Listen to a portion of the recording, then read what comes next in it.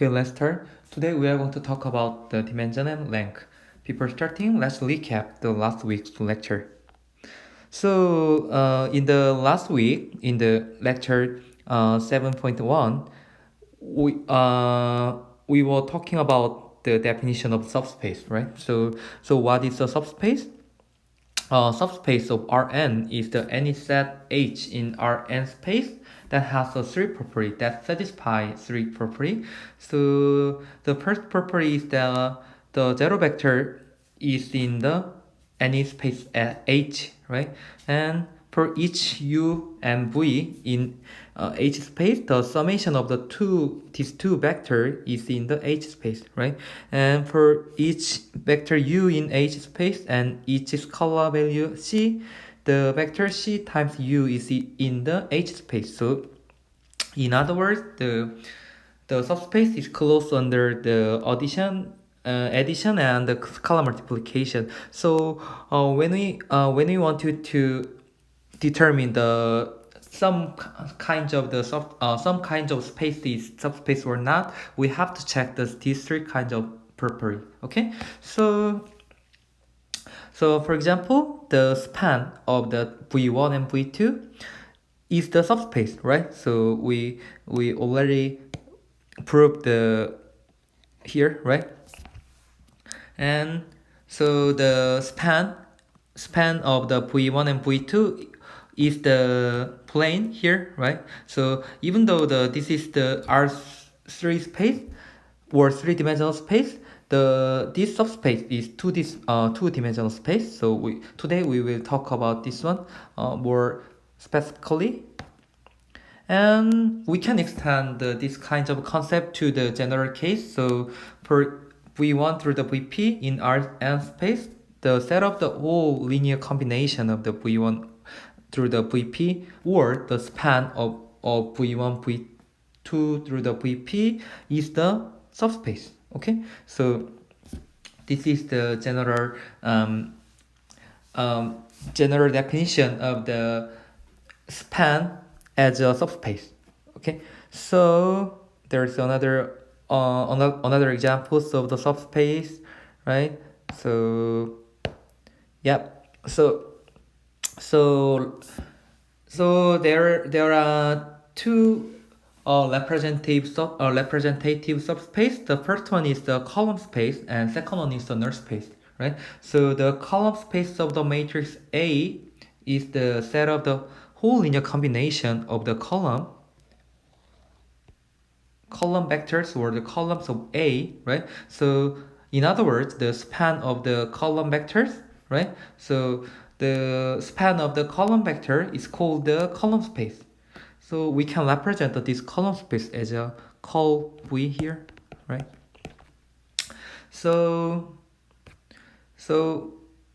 yeah, so this is the column space, right? So this in this example, there is three kinds of the column vector A1, A2, and A3. Then we can represent the column space with the three kinds of the arbitrary coefficient x1, x2, and x3. So this example tell us that we have to find out the solution when ax equals b, right? So here is the solution, right? So in this example, ax equals b has a solution, so we can say that p is in the column space. Okay, so yeah, the column space. The column space of the matrix A is the set of the whole B for which the system has a solution. So in this figure, okay. So what was the null space? The null space of the matrix A is the set of the whole solution of the homogeneous equation Ax equals B, right? So as you can see here, from Rn space to the Rm space, the null space of the matrix A, the null space of the transformation matrix A is the whole possible x that satisfied Ax equals b. Okay, so here in this figure, here is the null space. Okay, so we can prove the null space is also subspace, right? So by using the three kinds of property of the subspace, right? So yeah, so one more thing is that one more thing was that basis for the subspace. So actually, it is impossible to represent the subspace with every possible vector. So we need a more compact way to represent the subspace. So actually, basis is the small finite set of vector that span the subspace. So what was the basis? So here is the definition. The basis for the subspace H is the linearly independent set in H that span the H, right? So for example, the invertible matrix n by n invertible matrix form the basis of Rn space, right? Because the columns of the invertible matrix, the columns of invertible matrix are linearly independent and span Rn space, right? So by the invertible matrix theorem, right? So it was the in lecture 5.3, right? So those column vectors are linearly independent, so we can say that those columns are the basis for the Rn space. Okay, so this is the definition of the basis, right? So one very simple example is the standard basis, something like that. So yeah, and how can I find the basis for the null space of matrix? How can I find? How can I find? So actually, the null space of the matrix is the A equals B, right?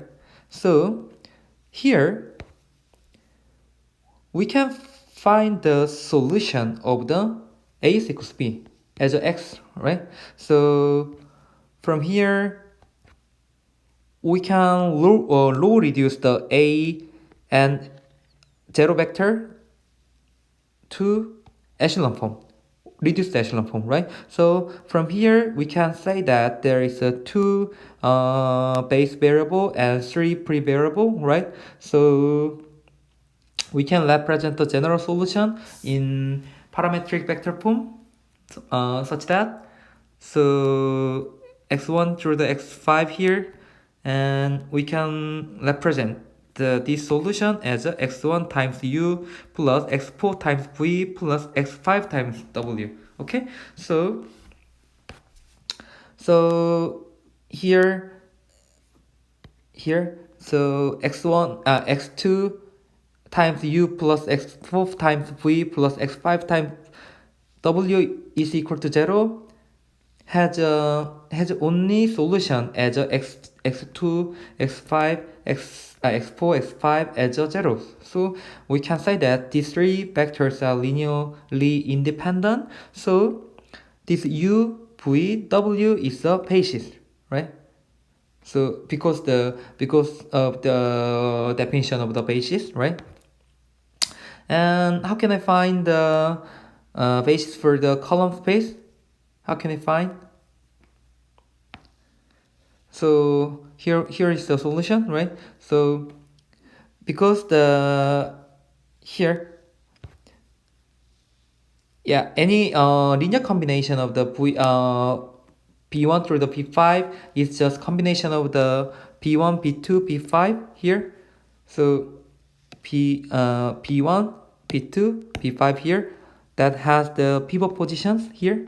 So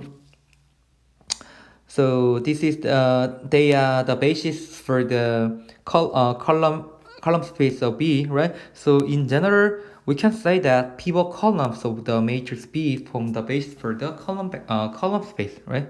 So yeah, here's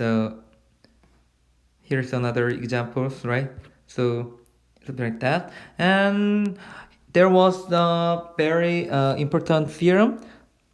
So the pivot columns of the matrix A form the basis for the column space of the matrix A. Okay, so from this one, right? So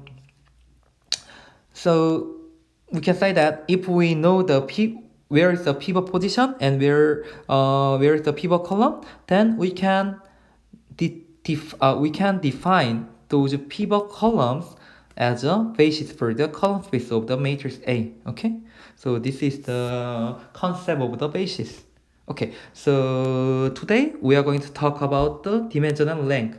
Actually, to introduce this kind of concept, we have to know the what is the subspace and what is the basis. So I strongly suggest you to fully understand our previous lecture. Okay, let's start. So first of all, each vector in H space can be written in only one way as a linear combination of the basis vector. Okay, so what does it mean? Okay, so let's say we have a matrix, we have a vector x in H space, right? And the basis vectors of the H is the something like P1 through the PP, right? So how can we prove there is only one way to represent each vector with the basis vector? Let's explain like that. So first of all, suppose the vector x in H can be generated in a two-way. Let's say x is the C1 P1. Okay, this is a vector, right? So C1 B1 plus CP BP, right? And we can also represent the vector x as a T1 P1 plus TP BP here, right? So by subtracting these two kinds of equations, we can represent the zero vector in the left hand side because x minus x is equal to the zero vector, right? Okay, x minus x equal to 0. And in the right hand side, C1 minus T1 times the B1 CP minus TP times BP here, right? So we already know that this vector B from the basis vectors are linearly independent, right? So they are linearly independent. So the weight in these equations here must be 0, right? Because these vectors are linearly independent, right? So we can say that C1 minus D1 is equal to 0, and through CP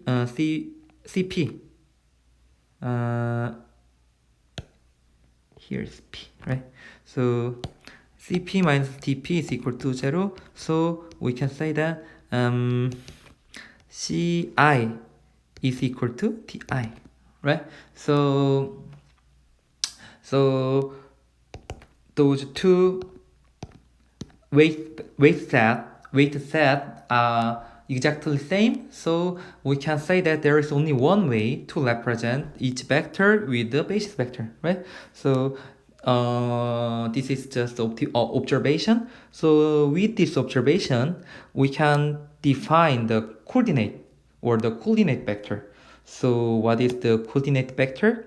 Okay, let's suppose that the set B is the basis for the subspace H. Okay, so for each vector x in H space, the coordinate of the vector x relative to the basis b are weight C1 through the CP, such that x is equal to C1 times B1 plus CP times PP. Okay?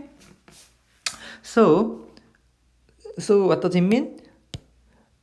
From here, we already know there is only one way to represent each vector x with the basis. So there might be some coefficient C1, C2 through the CP, right?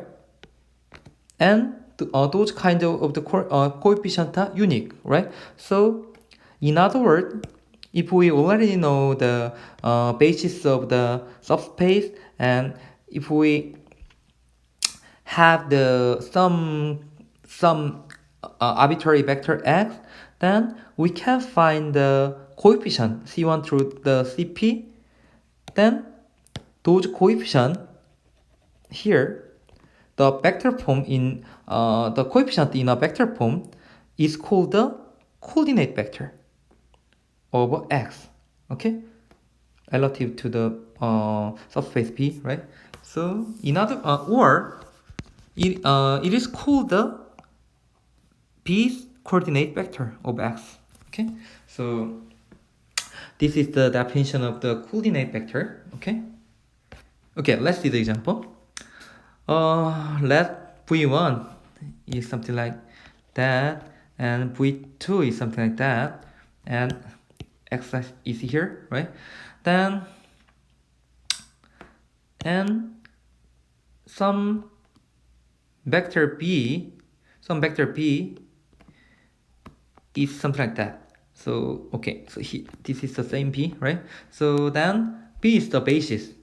B is the basis for the span of v1 and v2. Why? Because the v1 and v2 are linearly independent. Do you know how to derive or how to determine those two vectors are linear independent or not?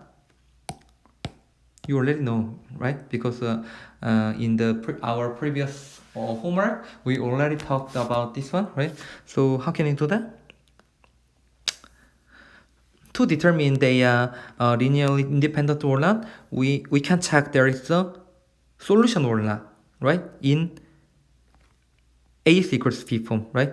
So in this case, let's say x1 through the v1 plus x2 v2 here.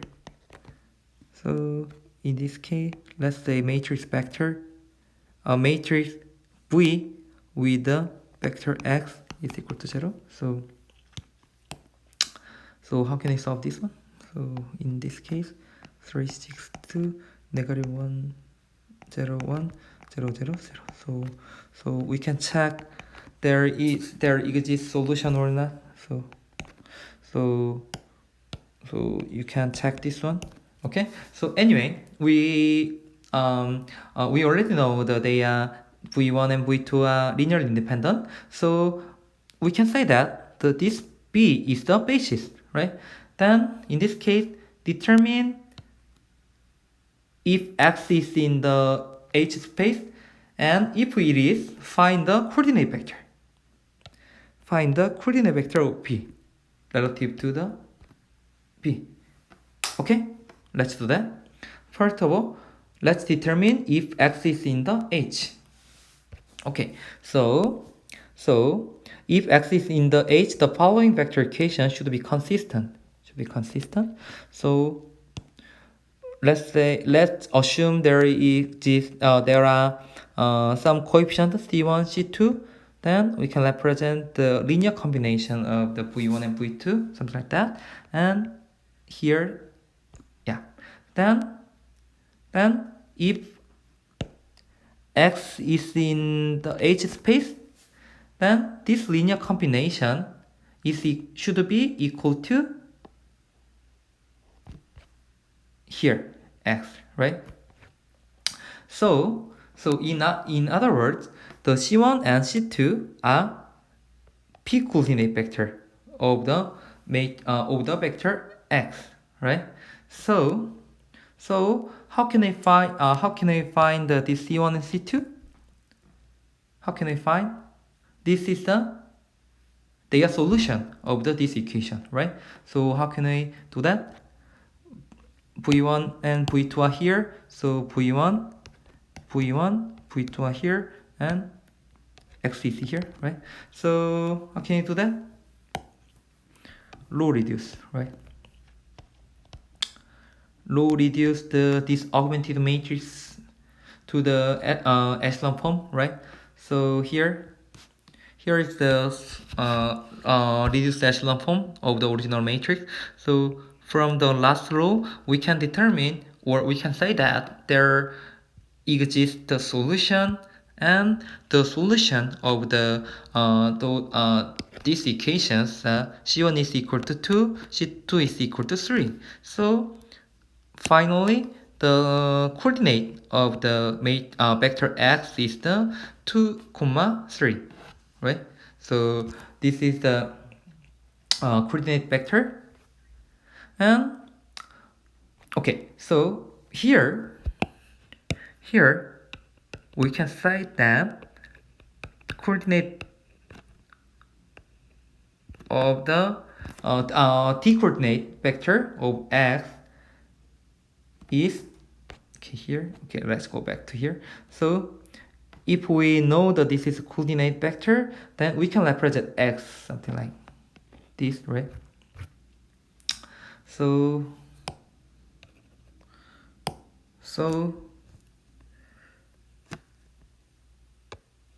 x vector x is 2 times v1 plus 3 times v2.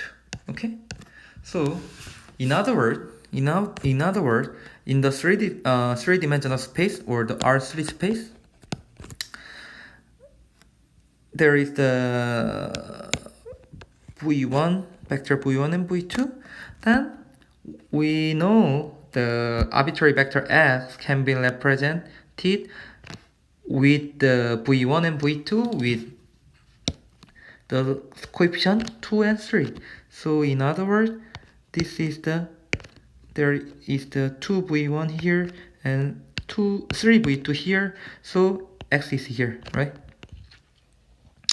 Something like that. So generally, the basis B determine the coordinate system.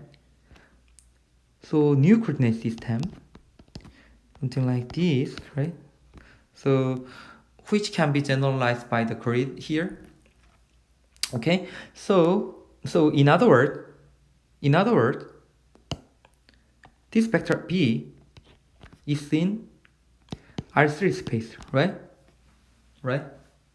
But the coordinate of the vector x is in R2 space, because there are two coefficients, 2 and 3, right? So what does it mean?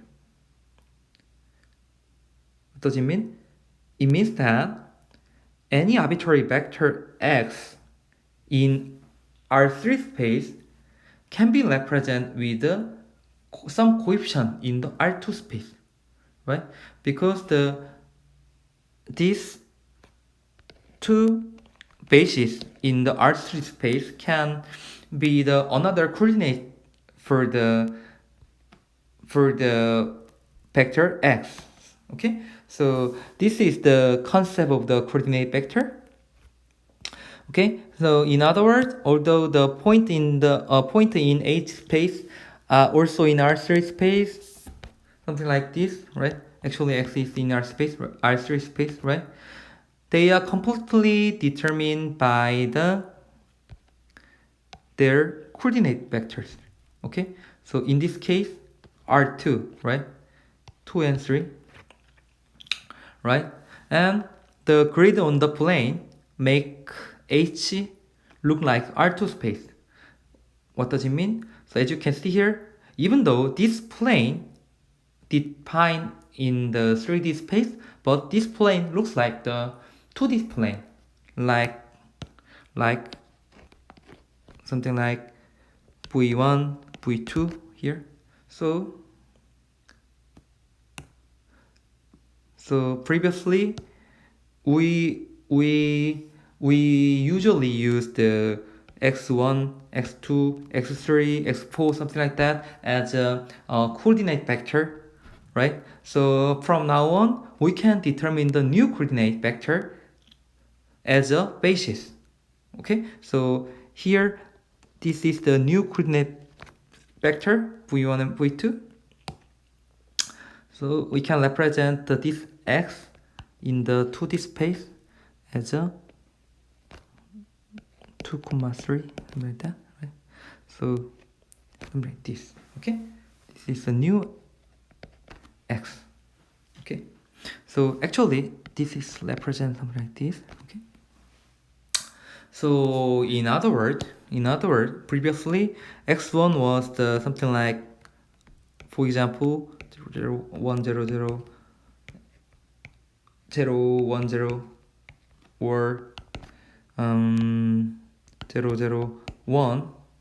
From now on, we can represent the new coordinate vector as a, what was the v1? 3, 6, 2. What was the v2? Yeah. Negative 1, 0, 1. Okay. So from now on, we can transform the original vector x to the another space or another coordinate system. Okay. So by introducing the new coordinate system here, we can make the problem in the original coordinate system easier to solve. Okay. Let's see what it is. So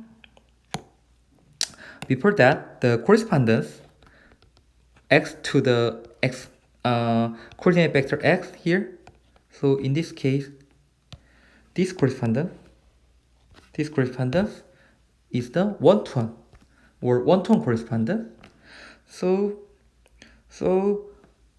we call such a correspondence from x to the xb as a isomorphism,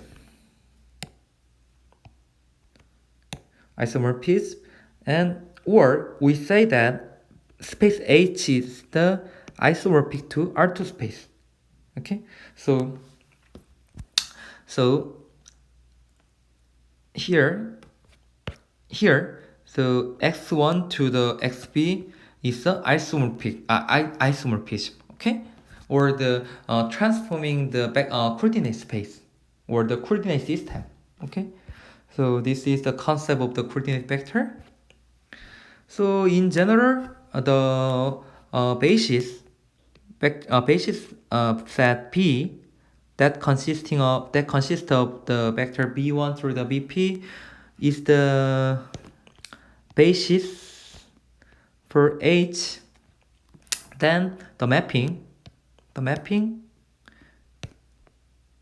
x1 to the xb is the one-to-one correspondence that make H look like same as the RP space. Okay, so here even though the vector x is defined in the R3 space, the coordinate vector is defined the R2 space because there was the two bases v1 and v2, right?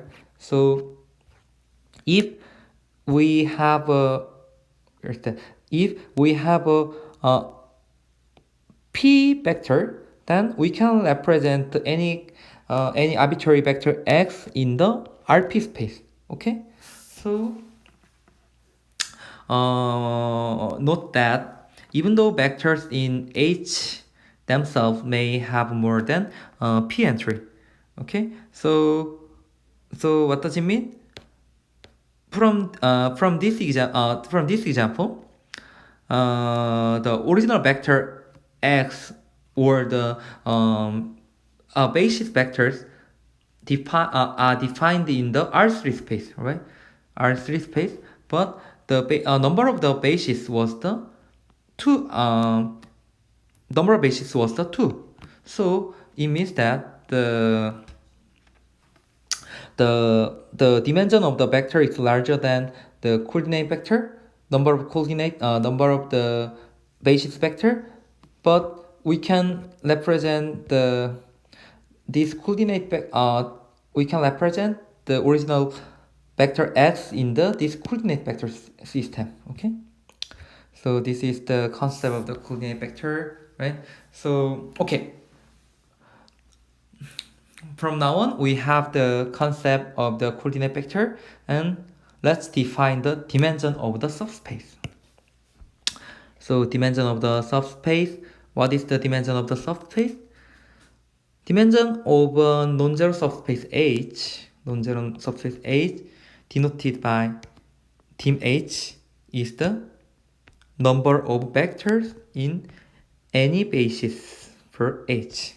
Okay, so in other words, in this case, the dimension of the subspace was what? Was 2, right? Because there are two basis vector, right? So in this case, we can transform, or we can project original vector x, original arbitrary vector x to the R2 space, right? So the number of the vectors in the basis in any basis is the number of the vector in basis determine the new coordinate system. Okay, determine the number of the coordinate vectors in the new coordinate system. Okay, so the dimension means this number of the vector. Okay, so first of all, what is the dimension of this subspace? 2, right? And the zero subspace, right? The zero subspace is defined. The dimension of the zero subspace is the 0, right? Some of you might be confused because the dimension of the zero subspace should be 1, right? But the zero subspace has no basis, right? So because zero vector by itself from the linear independent set, so especially we define the dimension of the zero subspace as a 0. Okay, and the space Rn space has a dimension d, right? Why? Because every basis for the Rn space consists of the t-dimensional n vectors, right? So what does it mean? So every basis, or any basis, something like let's say p1 through the pn span the Rn space, right? Because the definition of the basis was, okay, let's go back to the basis. So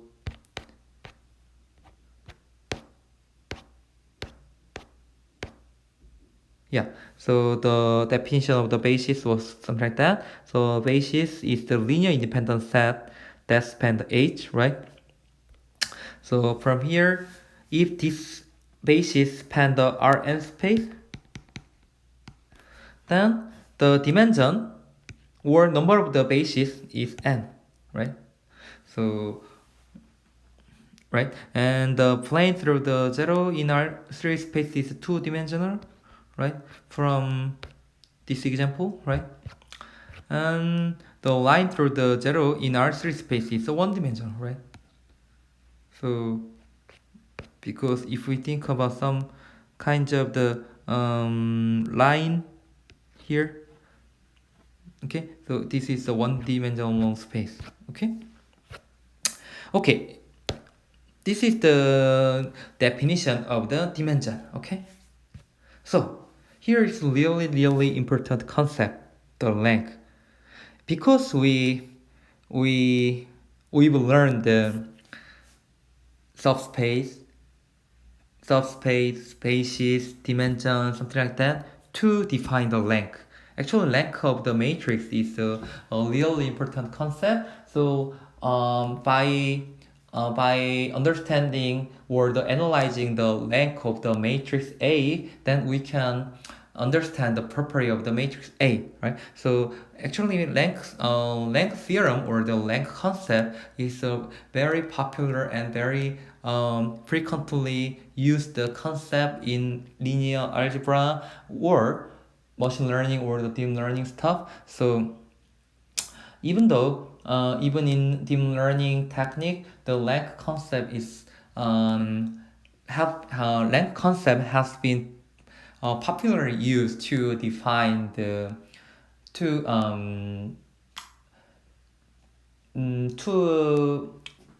to analyze our given matrix A. Okay, so okay, let's fully understand what is the length and how can we determine the number of how can we determine the length of the arbitrary matrix A. Okay, let's start. Here is the definition. The length of the matrix A, denoted by the length A, is the dimension of the column space of A. What was the dimension? Okay. What was the dimension? And what was the column space? What was the dimension? The number of the basis vectors, right? And what is the column space? What was the column space? The linear combination of the column vectors, right?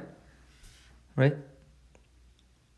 So, in other words, then what is the dimension of the column space? What is the linear the dimension of the column space?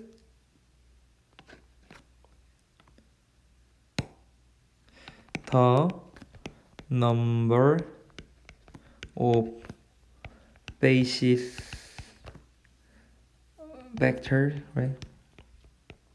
Vectors of the linear combination of column vectors in A. Okay. So what does it mean? If we have a matrix A, something like this, that consists of the column vector A1, A2, let's say AP, then the linear combination of the column vectors in A is the x1 A1, x2 A2, something like xp AP here, right? Then what is the basis vectors? What's the basis vectors of this linear combination? What is the basis vector of this linear combination? Then what's the number of this basis vector?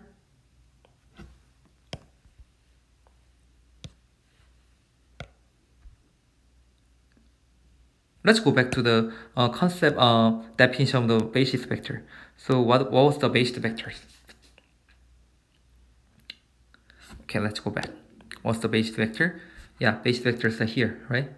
So basis for the subspace H of Rn is the linear independent set in H that span H, right? So in other words, what is the basis vector?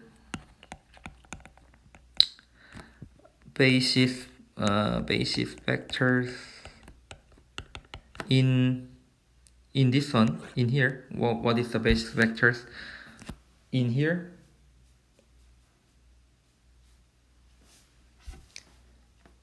if you go back to our previous lecture, there are where's that?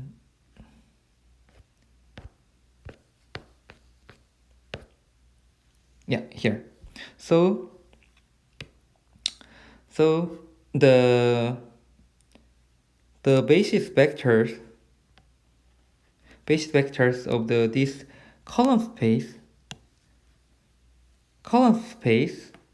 was the basis of the column space was the what? This one, right?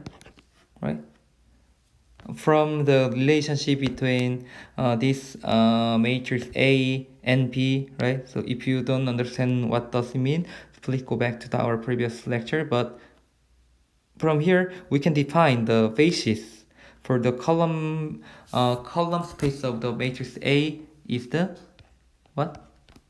Pivot columns, right? So this is the pivot columns, right? So then finally the number of this one means the number of the pivot columns. Okay. So let's summarize. So the pivot columns of the matrix A form the basis for the column space here. So the length of the A is just the number of the pivot columns. Okay. So in other words, the definition of the length is to estimate the number of the pivot columns in the matrix A. Okay. So length, the notion of the length is just a way to define this number of the pivot columns in matrix A. Okay. So if you go back to our previous lecture that introduced the pivot concept, actually the pivot was the very useful way to in the echelon form of the matrix A, right? So in here, the pivot columns can be used to define the length of the matrix A.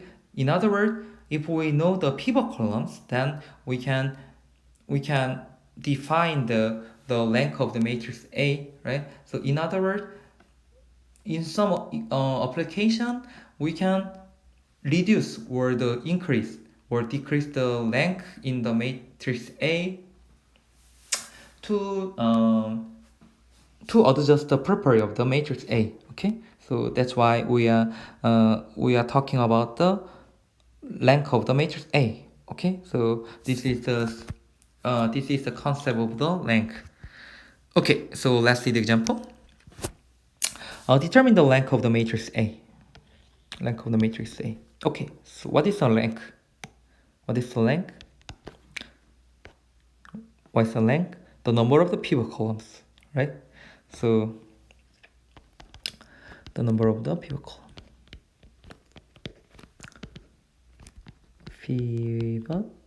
columns. Okay, then first of all, how can I find the pivot columns of the matrix A? We have to row reduce this original matrix A to the echelon form, right? So from here, by using some kinds of the row operation, we can row reduce this one to this echelon form, right? So where are pivot positions? Here. Then where is the pivot columns? Here. The definition of the pivot column is the definition of the pivot column is the column vector that contain the pivot position, right? So anyway, so the matrix A has 3 pivot column, right? So length of the matrix A is the 3. Okay, this is very easy, right? So in other words, this kind of matrices looks really complicated. The size of the matrix A is the 4 by 5, right?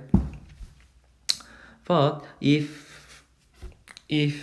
the size of the matrix A increase as a very large value, for example, 1000 by 1000, that has the some non-zero values on every position, it is really hard to understand the property or the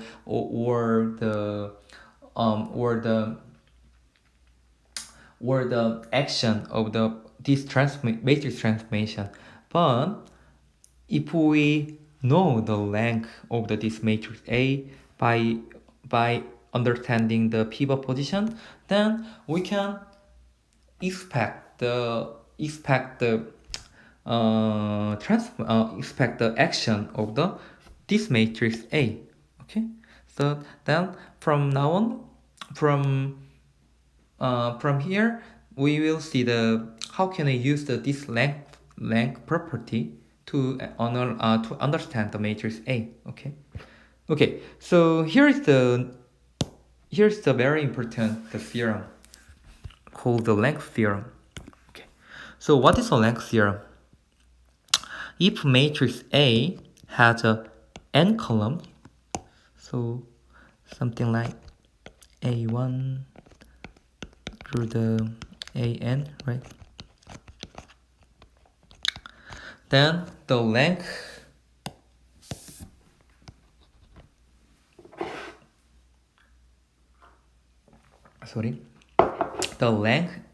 A, the number of pivot column, plus dimension of the null space of A is equal to n. Okay? So what does it mean? We already know the length A is the number of the pivot columns, right?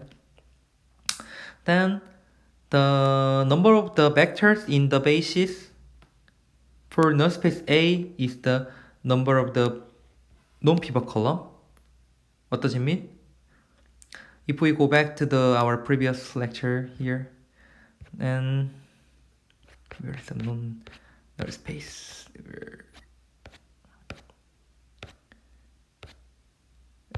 Here, null space. Yeah, here. So from here, the null space are defined with this free variable, right? Free variable. So the number of the vectors in basis for null space A here is the number of non-pivot columns, right? So this number of pivot column, this is number of pivot column. In this case, the number of pivot column was 2, and this one define the null space, right? So by summation of this number of pivot column and non-pivot column,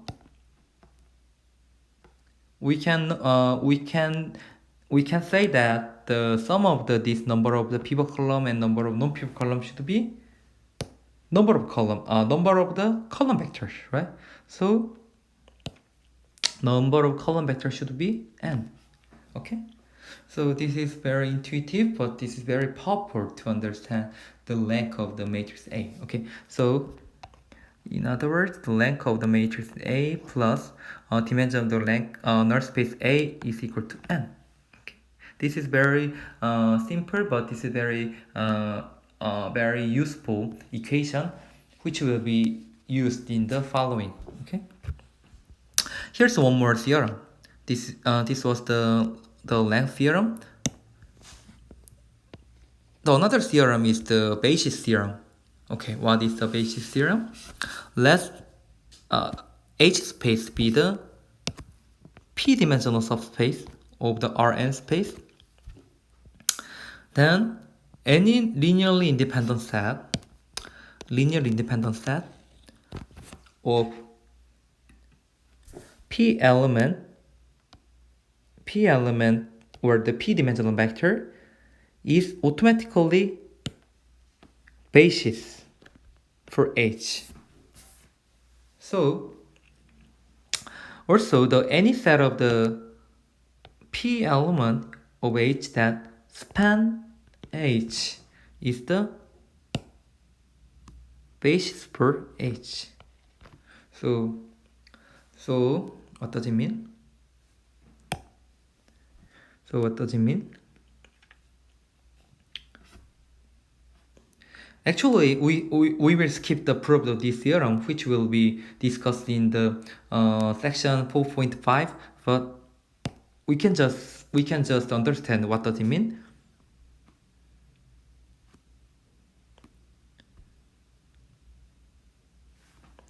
So d-dimensional vector, let's say d-dimensional vector as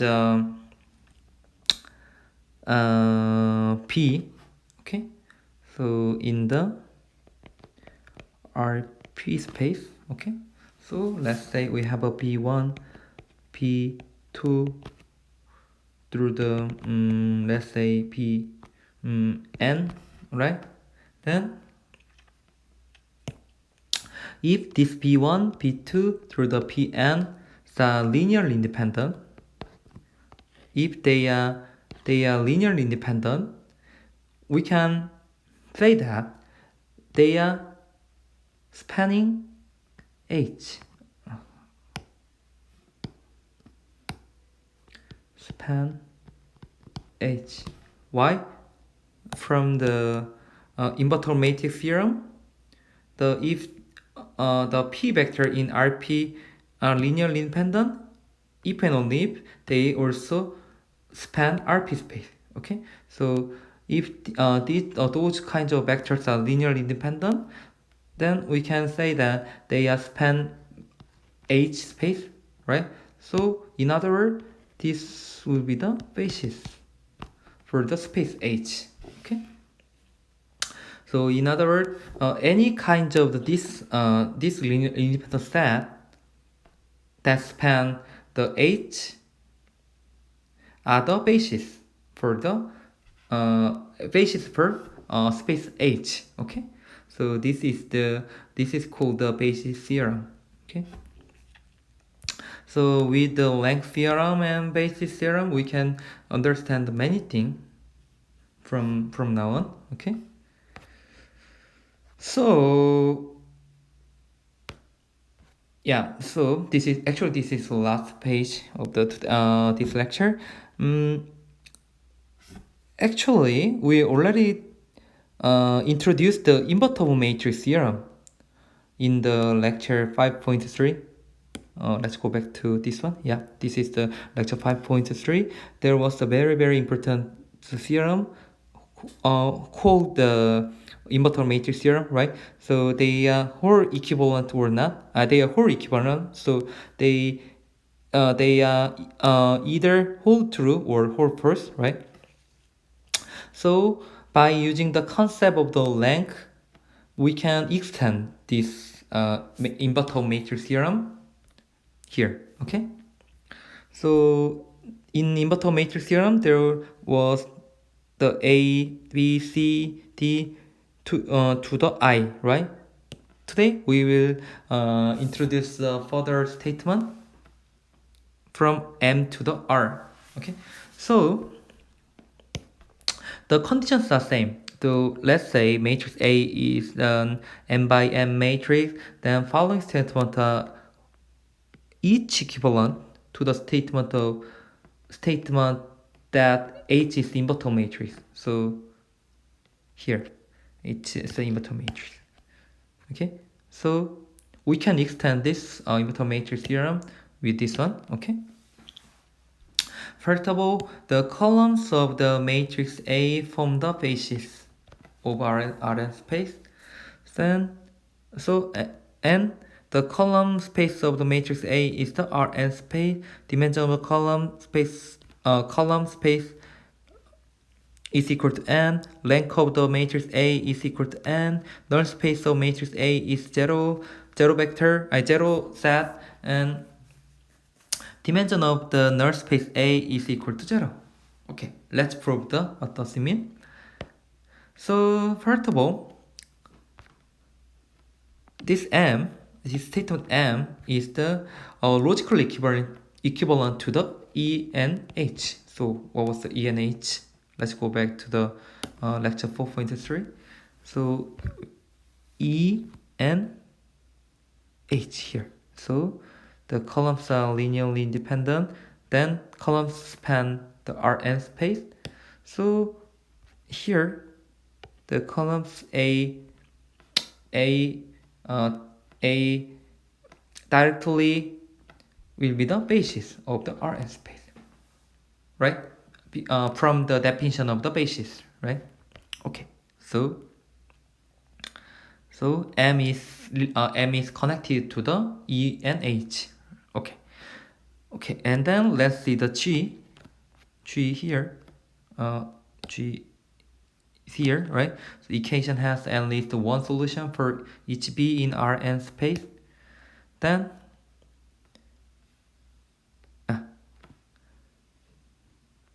N here, the column space of H is the Rn space. Why?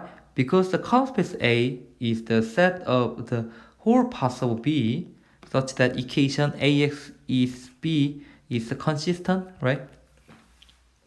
Right? If you remember the definition of the column vector, it was something like that, right?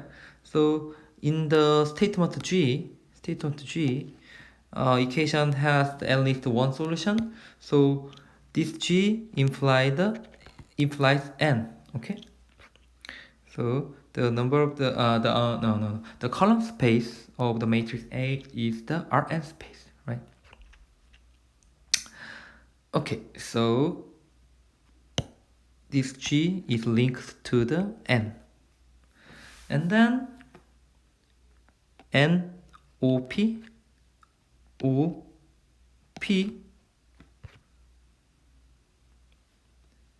are defined by the definition of the dimension and length, right?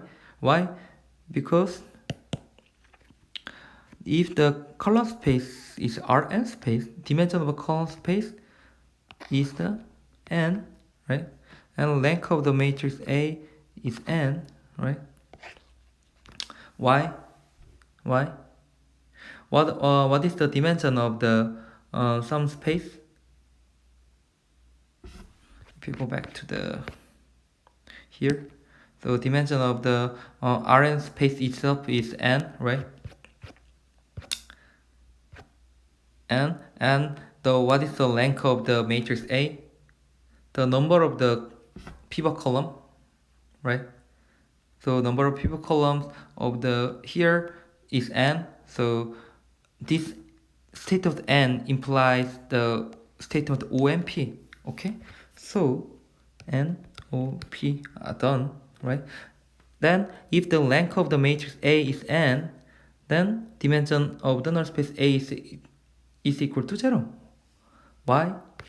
From length theorem, right? From length theorem. Okay, so the null space A is equal to 0 subspace, right?